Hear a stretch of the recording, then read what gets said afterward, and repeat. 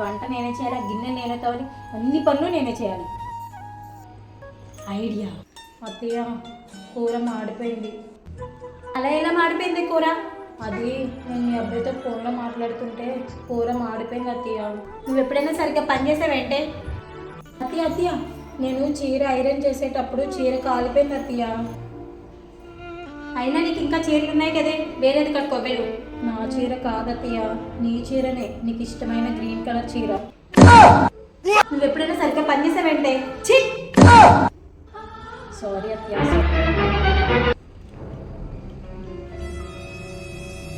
మళ్ళీ ఏం చేసి వచ్చావు ఇప్పుడు?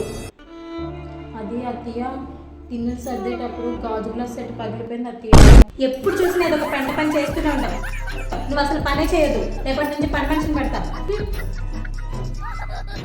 చూశారు కదా, ఇంట్లో పని తప్పించుకోవాలంటే నన్ను ఫాలో